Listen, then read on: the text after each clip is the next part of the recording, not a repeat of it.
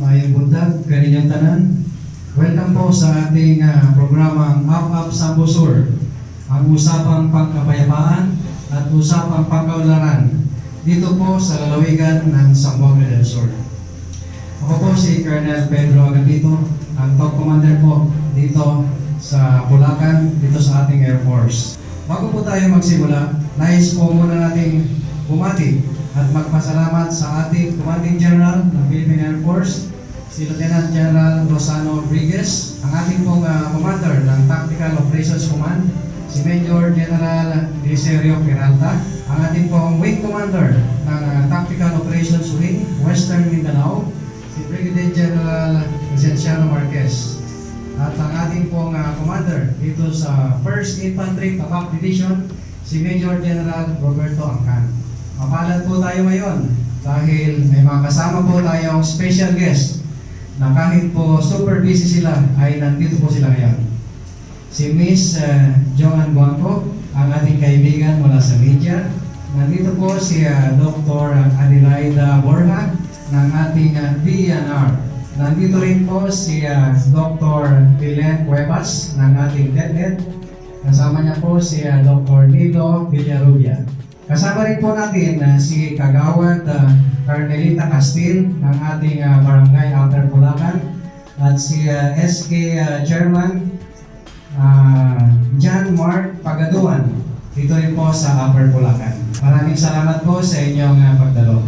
Ito pong UP Zamboanga del Sur ay isang programa ng ating Philippine Air Force na may layuning ipalaganap at ipakita ang kontribusyon at pagtulong ng inyong Armed Forces of the Philippines sa adhikain ng ating gobyerno na mapanatiling matiwasay, mapayapa at magkaroon ng maunlad na pamumuhay ang bawat Pilipino.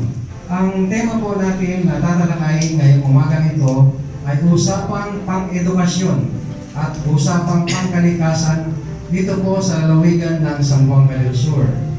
Dahil naniniwala po tayo sa kahalagahan ng edukasyon at ang pagpapanatili ng maayos na kapaligiran at kalikasan upang matugunan natin ang pangailangan ng bawat Pilipino tungo sa kapayapaan at kaunlaran ng ating inambayan. Partikular po dito sa ating mahal na lalawigan ng Zamboanga del Sur. Ngayon po ay nais kong ipakilala ang ating kaibigan mula sa media na magiging moderator sa ating programa, si Miss Joan Guangco. Siya po ay broadcast journalist and daily anchor of news and public affairs program at operations manager ng Baganyan Broadcasting Corporation. Radio announcer po siya ng DXCA 106.3 Bell FM ng DXBX Radio Bagtig. At siya po ngayon ang presidente ng Zamboanga del Sur Pagadian City Press Club Incorporated or CPPI. Muli po si Miss Joan Guangco. Thank you so much, sir. Magandang araw po sa ating lahat. Let me introduce to you our guests for this second episode of UP Zamboanga del Sur, usapang pangkapayapaan at usapang pangkaunlaran sa Zamboanga del Sur. Our first guest is from the Office of the Department of Environment and Natural Resources. Graduated from the University of the Philippines, Los Baños, Laguna, with a bachelor's degree in forestry in 1987. Prior to her new assignment, casual laborer in the then Bureau of Forest Development in August 1979, and awarded is Model Employee Award with RNF non-technical category Sendo Mobile Level by DNR 5 Legazpi City in 1992. Please help me welcome Dr. Adelaida R. Borja, Central 1st Congressional District of Zamboanga del Sur. Thank you very much to our beautiful moderator and my long time friendship, Ma'am Joan Alegado Guangco. Ma'am, good morning po. As well as to our audience and listeners. So with our co-partner stakeholders and especially to our sponsor for today's activity, the Philippine Air Force, headed by our Colonel Pedro S. Agapino, sir. Salamat po sa pag-invite mo and the activity with its theme, Usapang Pang-Edukasyon at Usapang Pangkalikasan sa lalawigan ng Zamboanga del Sur. Again, isang makakalikasang umaga sa ating lahat, and good morning to everyone. Well, it is my great honor and privilege to be part of today's talakayan and bringing the name of the Department of Environment and Natural Resources, or the DNR.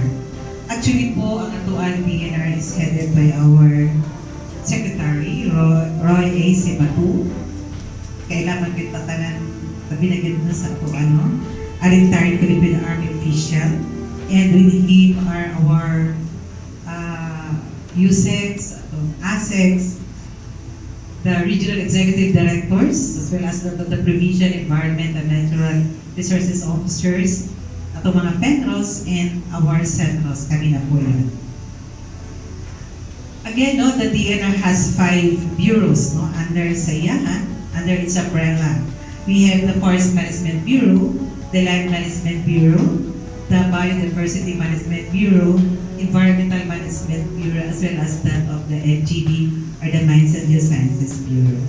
Dito po sa Region 9, ang atong DNR is being headed by our Regional Executive Director, Crisanta Marlene Rodriguez, coming from the Region 5. Our region has 3 provincial environment and natural resources officers, or yung coming in the province of Zamboanga del Sur, 1 from Zamboanga del Norte, and 1 from Zamboanga Sibugay.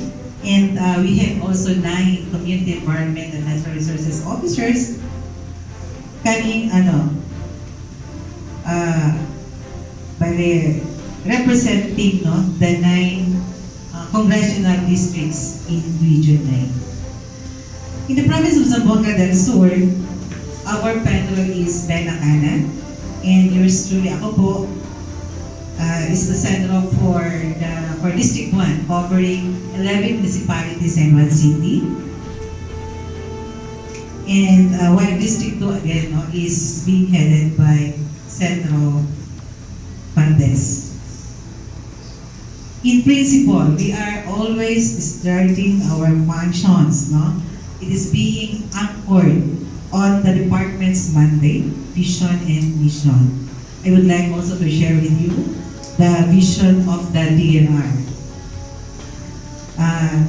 A nation enjoying and sustaining its natural resources in a clean and healthy environment.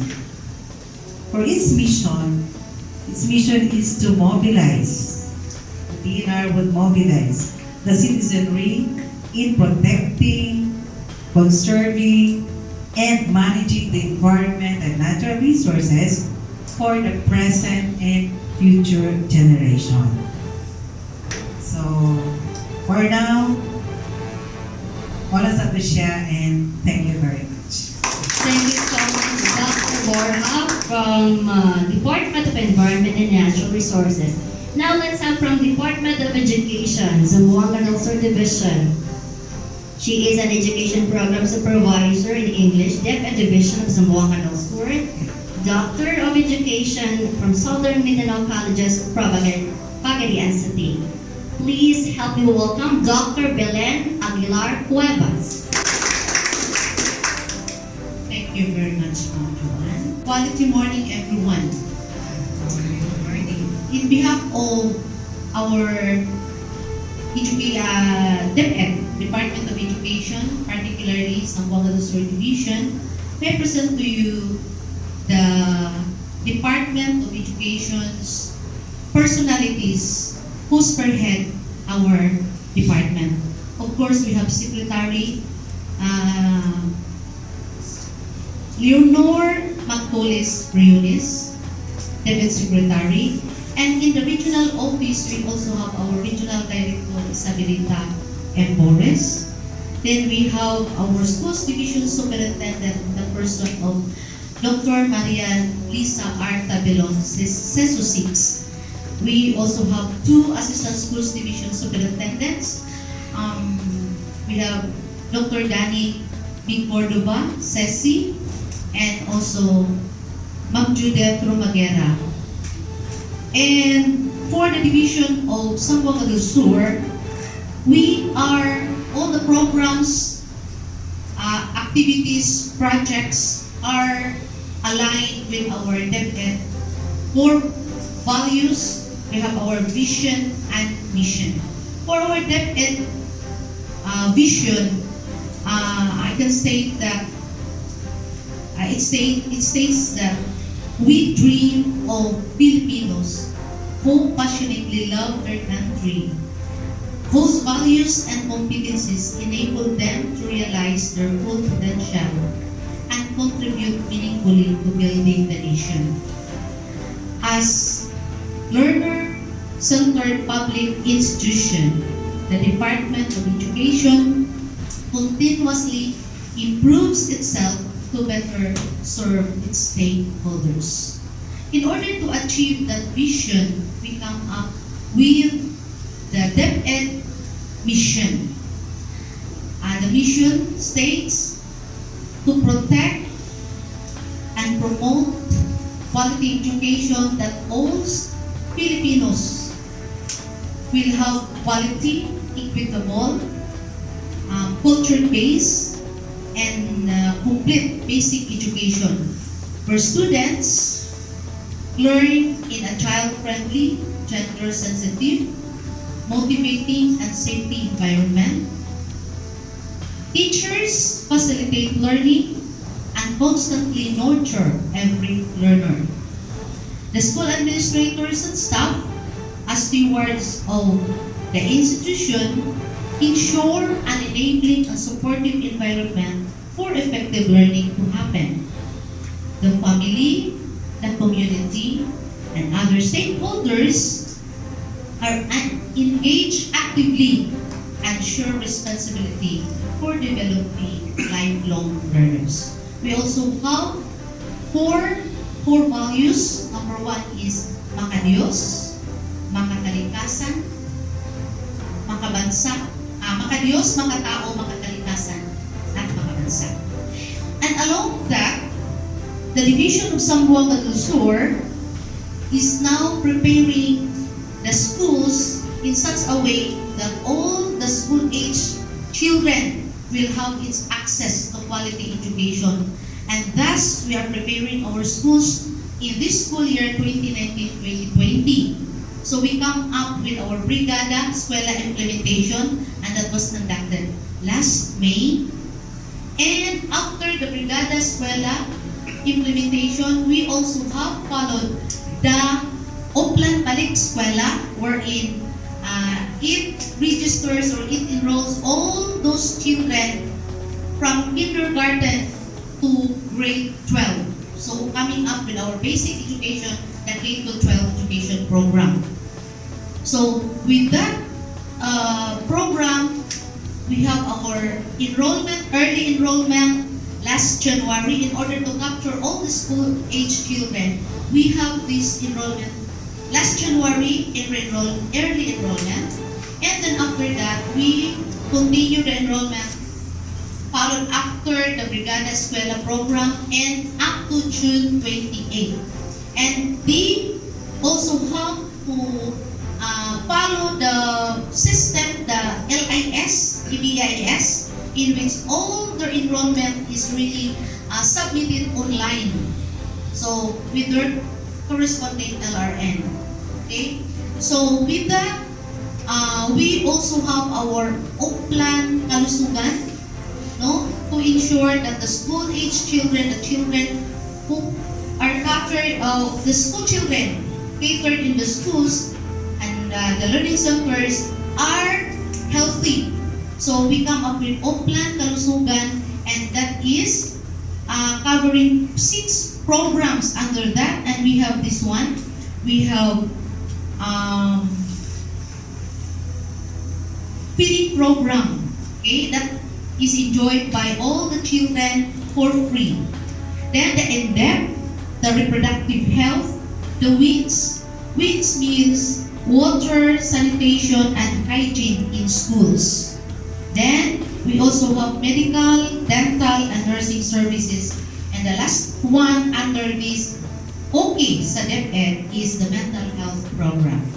So, considering that all the school children are in schools, but reality check, we also have our out-of-school youth and adults. So, in order to provide education, access to education, literacy for these out-of-school youths and adults, we come up with this ALS program, the Alternative Learning System, which we have A and E, accreditation and equivalency for elementary and secondary, and also literacy program for the adults.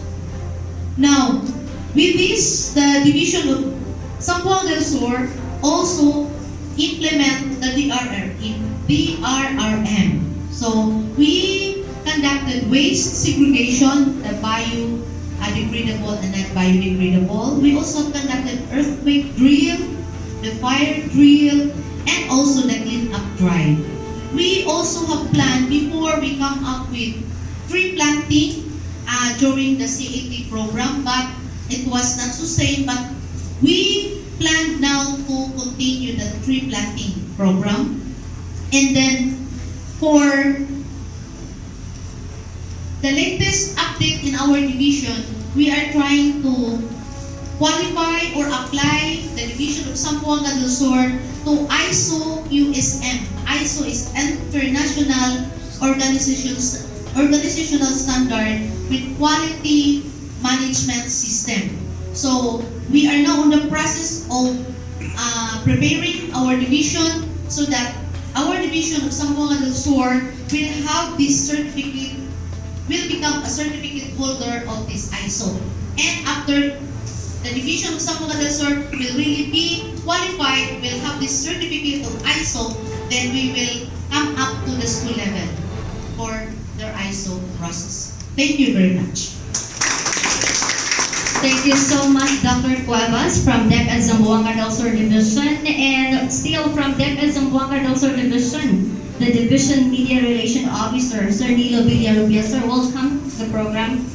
And we have also, since ang talk na dito po nakabase sa Upper Bulacan, invite po din natin ang head ng Committee ng Environment sa Barangay Upper Bulacan.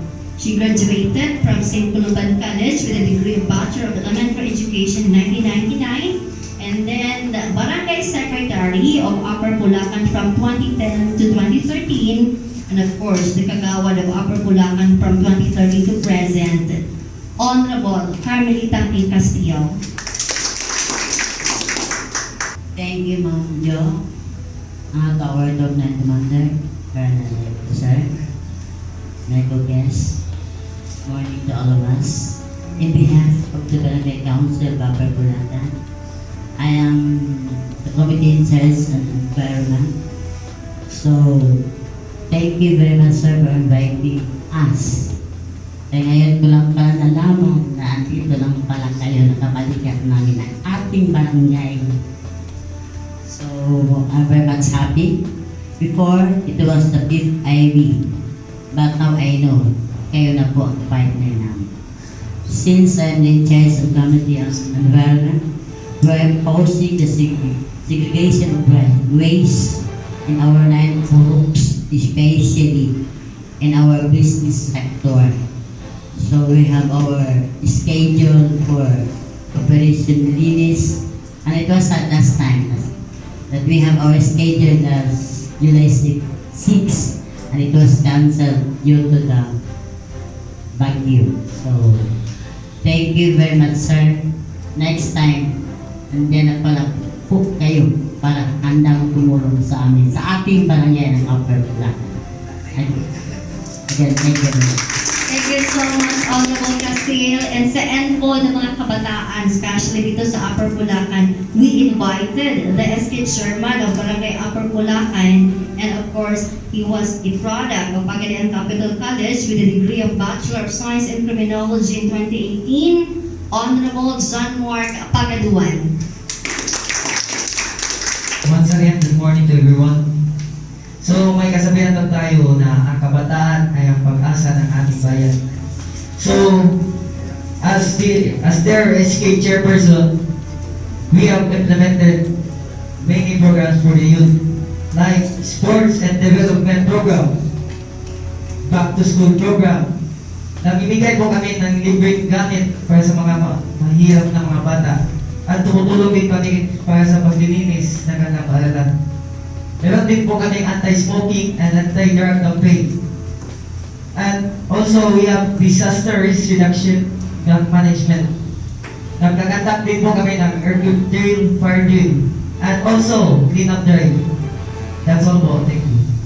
Thank you so much, Honorable Pagaduan. Let's pause for a break for the second episode of Up Zamboanga del Sur, usapang pangkapayapaan at usapang pangkaunlaran sa Zamboanga del Sur.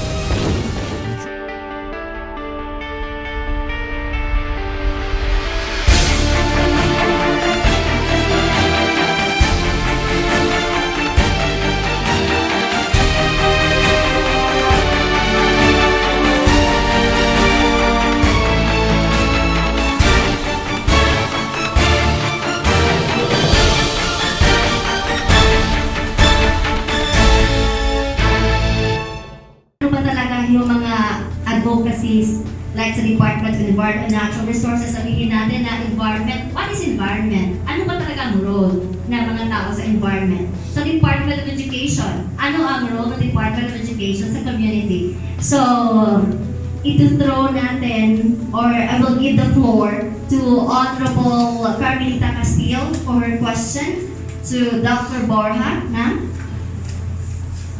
Okay. To Doktora Madam Borja, for the PER, ito po ang aking katanungan. Ano-ano po ang mga bagong programa at patakaran ng inyong departamento upang matugunan ang kadalasang pananalanta ng mga natural na kalamidad sa panahon ito? Okay, thank you very much for that napakaganda ng question. Actually, I am very thankful again for having this talakayan, considering that it is through this avenue whereby we can share with the public our priority programs of the department. So for this calendar, for the current year, calendar year 2019, the priority project of our secretary, of course, is yung clean air. Okay. What are the activities ng sa clean air? So, monitoring of the compliance of firms and industries. Siguro pa nakikita nyo, ito yung mga rice mills, mga gasoline stations, and other industries. These are being monitored by our Environmental Management Bureau as to their compliance sa kanilang emissions. Para di sila mag-exceed sa standard sa ato emission. Second is sa pag-iwala sa Zamboanga del Sur, ito yung operationalization of airshed governing board. In Zamboanga del Sur, we don't have yet this activity, but in Zamboanga City, naanap sila ani. Then, pag napantayan nyo, we have also the calibration and maintenance of air quality monitoring. The second is we have the clean air. Clean water. Again, monitoring of the compliance of Ferguson Industries. Na syempre, pag nag-ingon ta o industries, syempre gagamit na sila o water. And prior to the disposal or paggawas ng mga ilang wastewater, that must comply with the standards ng atoang DNR. Okay? So, another is the conduct of classification of our water bodies. If you notice, no, the EMB, particularly the Environmental Management Bureau, are conducting quality test, or they're getting sample sa atong water bodies in order to classify sa anin na mga water bodies, especially atong mga rivers. The third is ito yung solid waste management. Okay. The priority activity would be ito yung closure of dump sites. No? It could not be denied that siguro naman after this point in time, there are still municipalities which are practicing ito yung ating mga dump sites, no? Open dumps. Kasi po, we know the fact that establishing that sanitary landfill is very much costly. And again, no, our LGUs, no, resorted to these dump sites or the RCA yung containment area nila. Okay. As well as that of solid waste pa rin, establishment of material recovery facility, MRF. If you notice, no, halos every barangay or municipalities, they are having this material recovery facility, MRF, whereby para siyang, direct mo na ibutang ang atoang mga biodegradable waste or recyclable waste bago pa siya i-transport into its final disposal area. Kumbaga, wala siyang transfer station. Then the fourth is we have ito yung geohazard, groundwater assessment and responsible mining. Okay. Ang pinaka-activity on this is the rehabilitation of our abandoned mine areas. Then the second is the assessment of coastal geohazard and groundwater resources. Siguro nakikita niyo po, no, along the road, na mga areas na nakita niyo, na-shade niyo na babala ba, na-shade signages na nakapunta na, this area is a flood-prone area. Mga ganyan-ganyan, no? So beware. Mga ingana ng mga signages. Then the fifth is we have the enhanced National Greening Program. Actually, ito yung National Greening Program. This has been mandated under Executive Order number 23 and Executive Order number 26. No? Pareho sila, series of 2011. So, pinaka-activity nito is rehabilitation of our renewed forests, as well as that of the monitoring and protection of our existing forest. Ano ni siya, madam? Sa Executive Order number 23, ito yung National Greening Program, no? 2011 up to 11, 12, 13, 14, 15, 16. So, sa time ni then President Pinoy.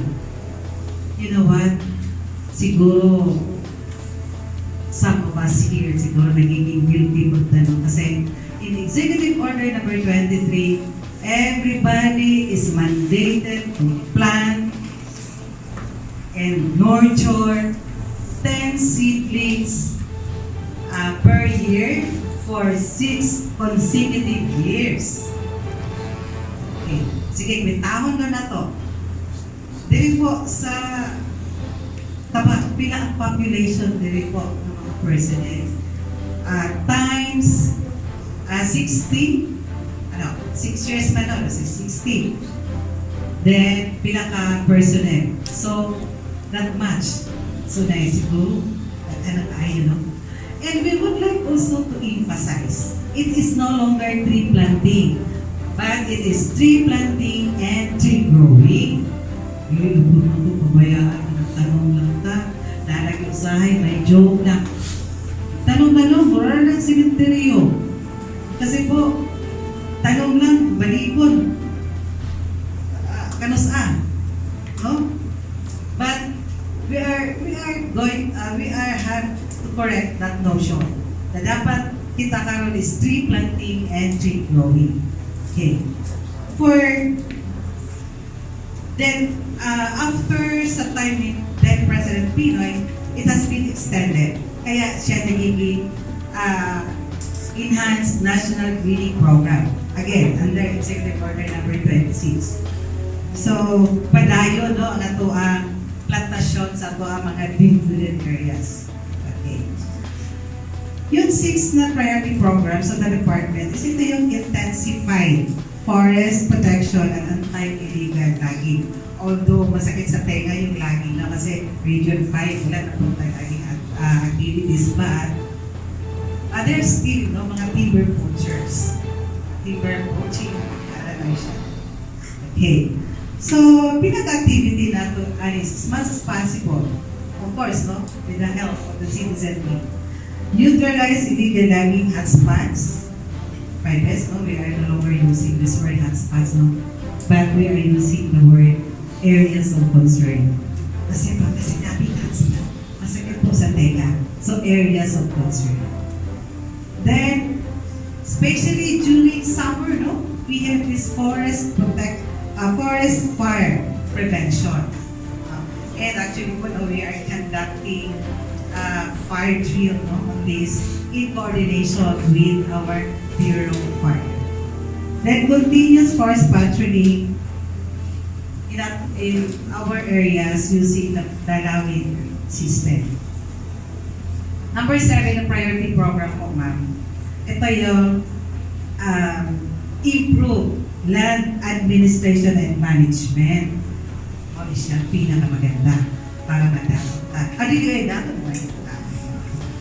Issuance of residential and agricultural free patents. Okay. Kasi, if we have titulo sa lote that we are occupying, if we have free patent on the agricultural lands we are dealing, we have a sense of ownership. No? Titulado ako minta. No? E taas ani ang value. Kasi it has been issued titulo. No? So, kaya po siya, bakit po kaya sinasabi na improve? Kasi po, in our residential free patent, but if you are applying no, for a residential free patent, dapat within 120 days, 4 months? 4 months. 120 days, dapat po, it must be transmitted to the Office of the Provincial Environment and Natural Resources Officer for his signature within 5 days. In case there are some deficiencies, dapat po ibalik siya sa sentro. In the same manner, tayo naman, if we receive application for land title na medyo defective, automatic po ibabalik natin po sa proponent. So that we will meet the 120 days as mandated under RA 10023. No? So we are very much conscious no, of time frame. And another is itong ating agricultural free patents. Ating mga kalupaan ni na Ma'am Jo, no? Na dapat titulado na ngayon.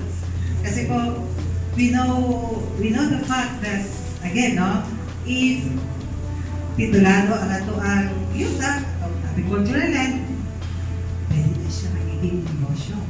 No? Hindi na ito itago sa atong kaban, sa atong aparador. But we will use it, no? Na parang mapa-improve ang ato ang ang ato ang panginabuhi, no? So, inabuhi siya itago sa kaman. Ginagaman kasi itago niya sa iyang mahiwagang aparato, no? Nadunot na, yung ni Ma'am Jo, no? But we will use it, no? Na para ma-improve, no? Ang ato ang panginabuhian. Yes. Next is number 8, the priority program that is scaling up of coastal and marine ecosystem program. Ito yung development of biodiversity-friendly enterprises. No? Then, pangalawa is maintenance and protection. Ito yung tree planting, tree growing, no?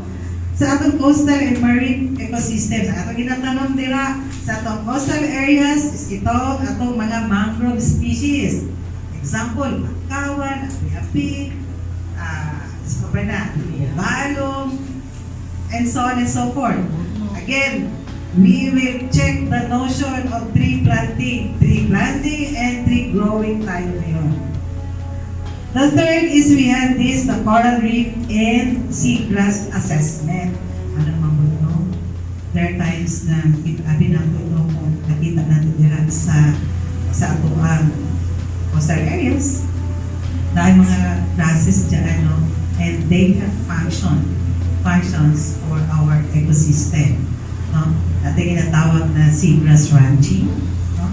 Sila nag-feed ito ang mga marine resources. Ang ito ang number 9 and the last is we have here the enhanced biodiversity conservation. Ito yung napaka-uso ngayon. Establishment of ecotourism areas. Yung lagi mo kang mamukastin. Kaya ato ang Bulacan na tadira. Ang tawag niya, falls. Atay falls. Yan, pwede kay dalan.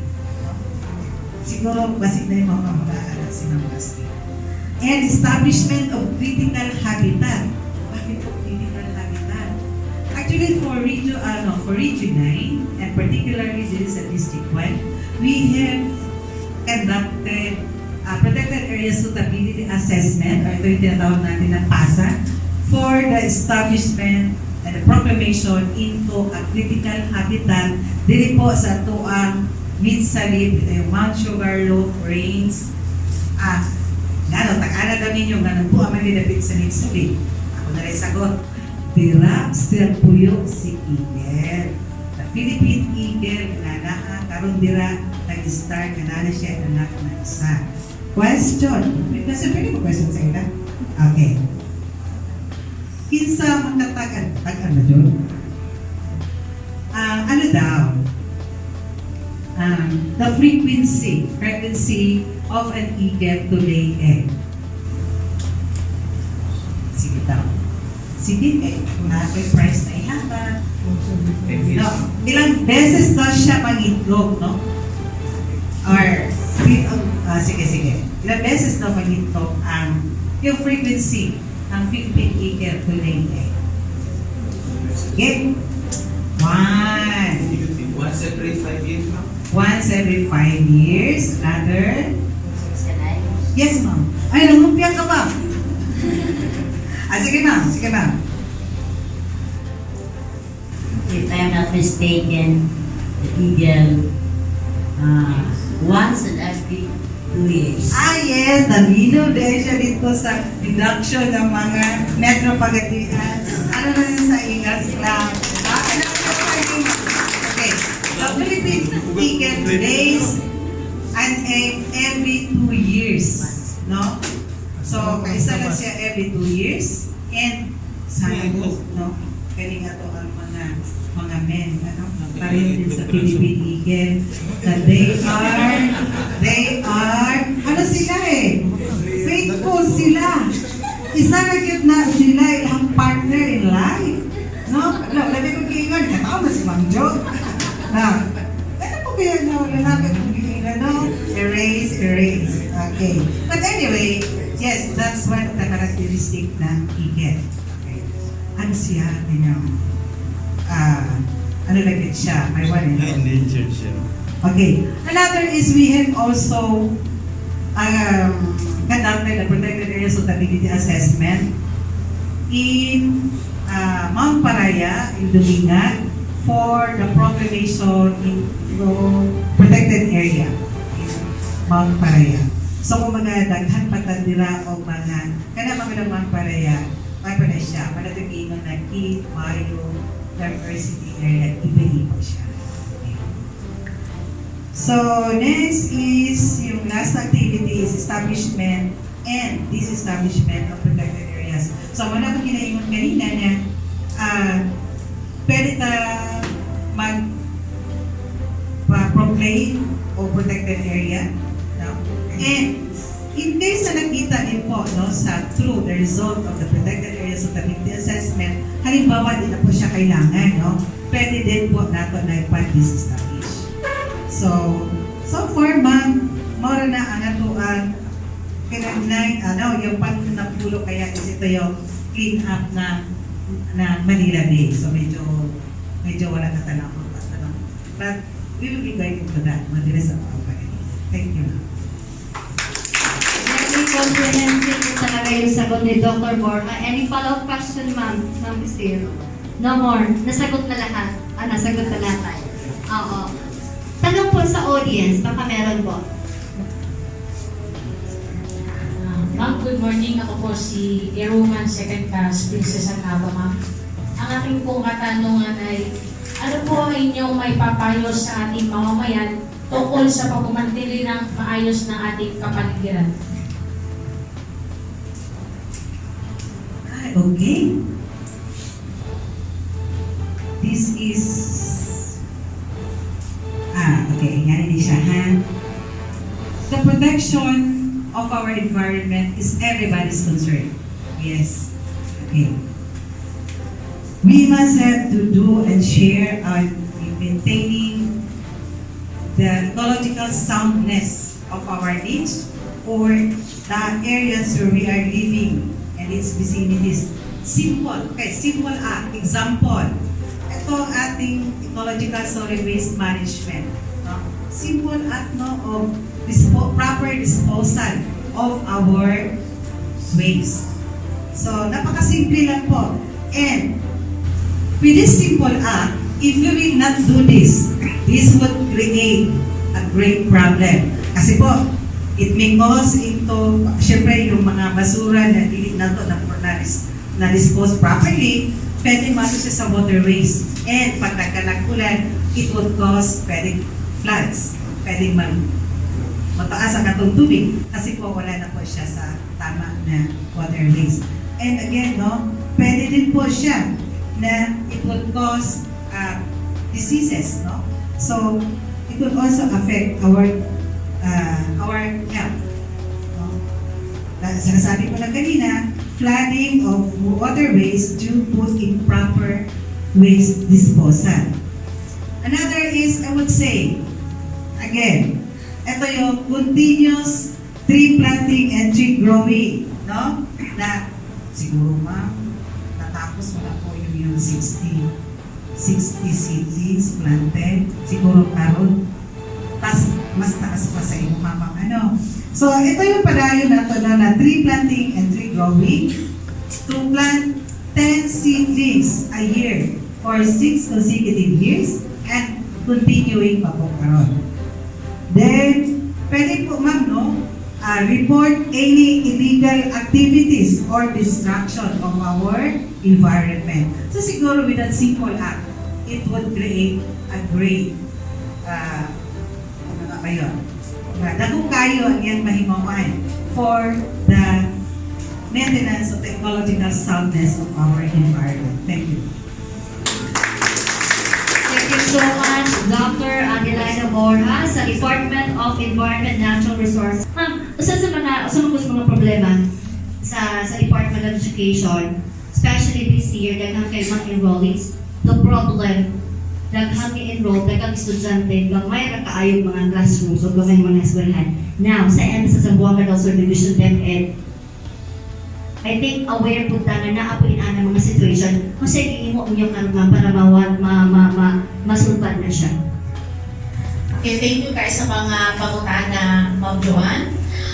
dili gyud kalikaya na ano na siya. Pero ang ihimo namo is we encourage the school head to make linkage with the LGU to come up with a makeshift building. Oo. Or else makeshift yung the PTA or the barangay LGU will have to mag-imo sila temporary structure o temporary nga eskwelahan. Basta building lang nga mag-cater nila with roof nga mahimo ang klase, dili lalong sa magda, kung dili lalong sa shade yapon. Pero that is with the support of the PTA, with the LCU. Makeshift building. I could remember, kana bitang Bunyaw before. Bunyaw before, wala yun na sila. They start from, wala, mayag, oo.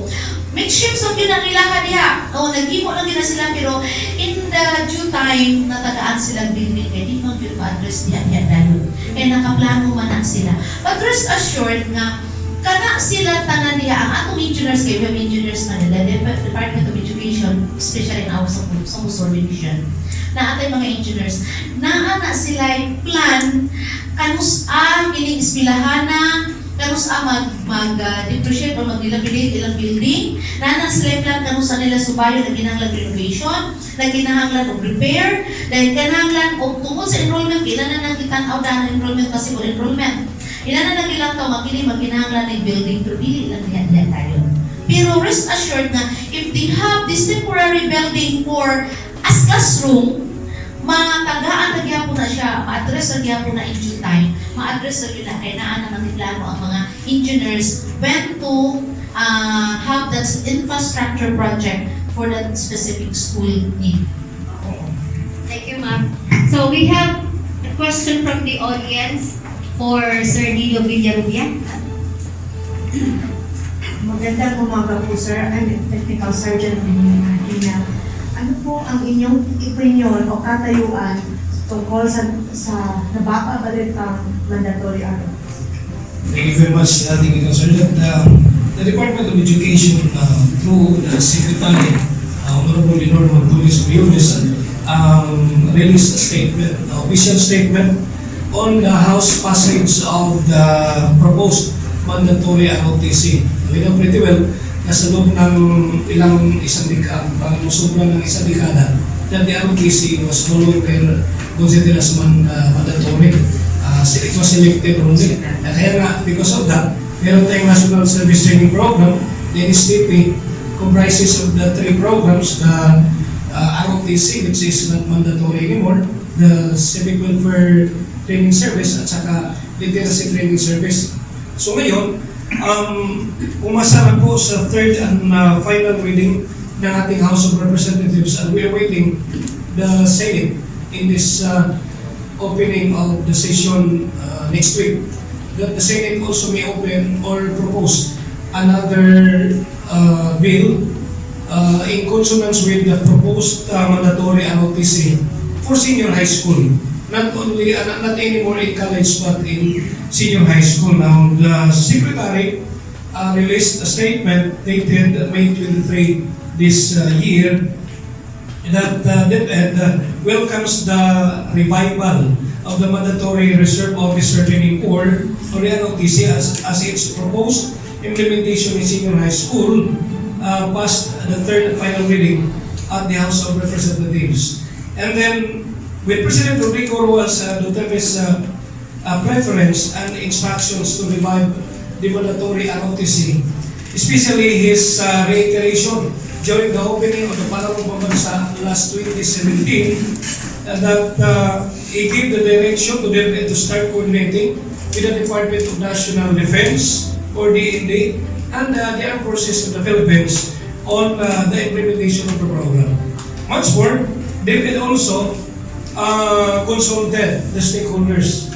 They are not deciding as its own, but they have consulted, and they have also more discussions, and it came up with the signing of the DepEd and the Department of National Defense with the Armed Forces of the Philippines Memorandum of Agreement, or MOA, creation of a joint technical working group and a joint secretariat conceptualizing the so-called Advanced Citizenship or Advanced Citizens Training Program or the ACTP, and pending the passage of the law reviving mandatory ROTC.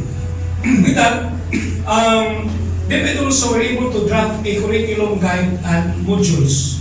And the drafting of ACTP or the Advanced Citizens Training Program and its implementing policies and guidelines, DepEd also listed pilot schools and training of potential pilot program implementers and development of common positions and congressional hearings. In Zamboanga del Sur, we have one high school or secondary school to offer the pilot program of the Advanced Citizen Training Program of the ACTP, and that is Mulabi Vocational Technical School of the 1st Congressional District, one of the technical vocational high school in DepEd Zamboanga del Sur Division. And DepEd also makes sure that the problem before in ROTC in the tertiary level will not be repeated. DepEd make sure that the learners will be protected under the following laws. Like, number one, the learners and schools as zones of peace, no introduction of firearms in the school premises. That's why during the Brigada Eskwela, DepEd required or requested the head teacher, the school heads, to remind the stakeholders from the Philippine Army, Philippine National Police, the BJP, or the Bureau of Fire Protection not to carry firearms during the participation in the Brigada Eskwela, considering the fact that the school is considered as the zones of peace. But in cases or in places na medyo may problema sa kanyang peace and order, so case-to-case basis naman yan. Pangalawa is the protection, the so-called child protection policy. Then the third one is the management of child at risk and children in conflict with the law. That's the third law that DepEd must be looked into in the implementation of the Advanced Citizen Training Program. Then the special protection of children against abuse, exploitation, and discrimination. The fifth one is the anti-hazing and anti-bullying law.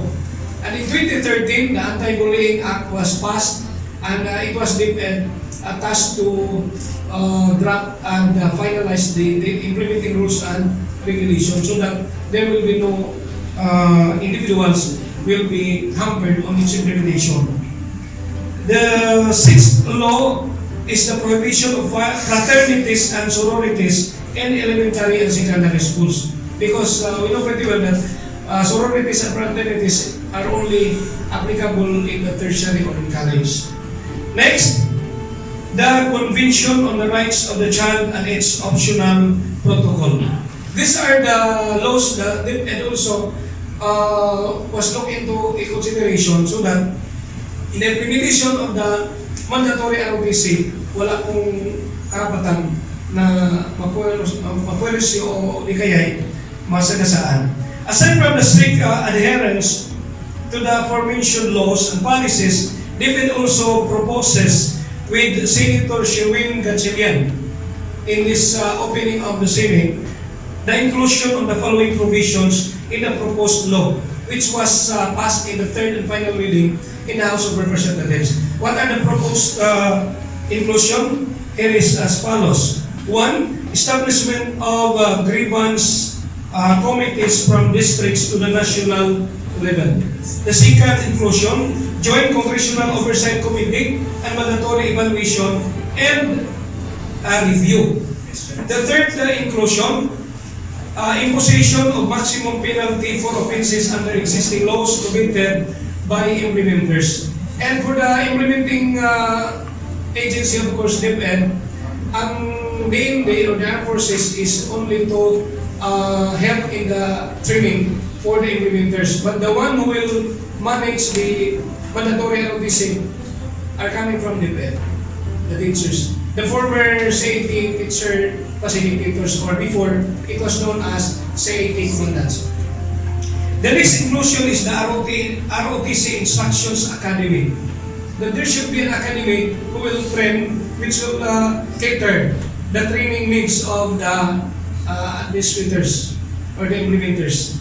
Next, inclusion is the pilot program implementation to limited number of schools in the first 2 years of implementation, which is now this school year. I think DepEd will start its pilot implementation.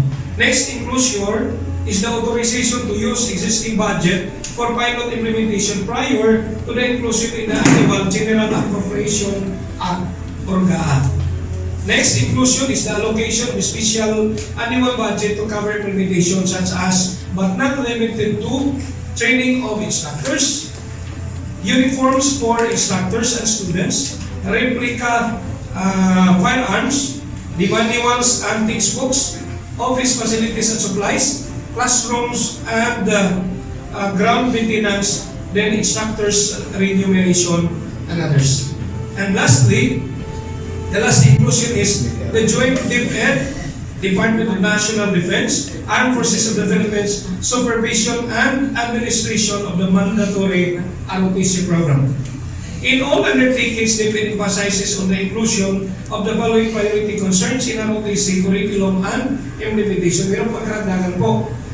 Una, the patriotism, nationalism, and core values, which was made mention by Supervisor Vivas. The national heroes and history of the Filipino nation. Third, Filipino citizenship, civic duty, and discipline. The fourth one is the respect for human and civil rights, rule of law, and the law enforcement.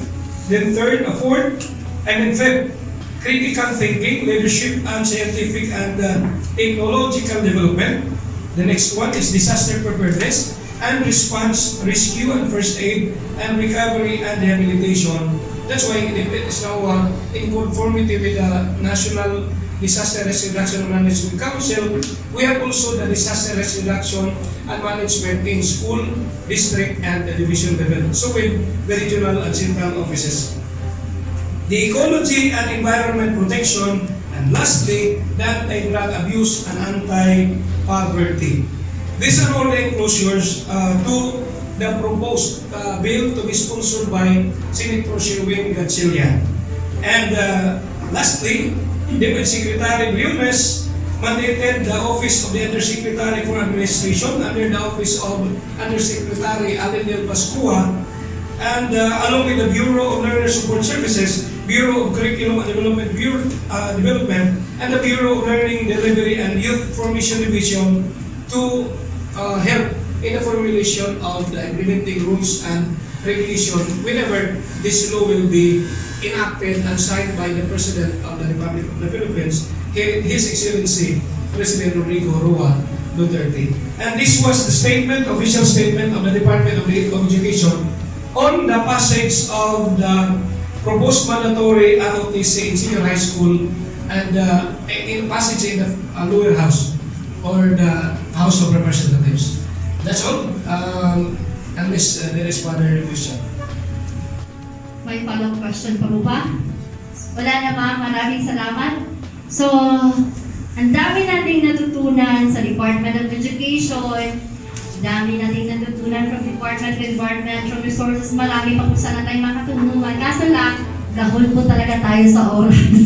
So, mag-i-edit po tayo. So, yan po nagtatapos ang programa natin, the second episode ng Usapang Pang-Edukasyon. Up Zamboanga del Sur, by the way. Usapang Pang-Edukasyon, Usapang Pang-Kalikasan sa lalawigan ng Zamboanga del Sur.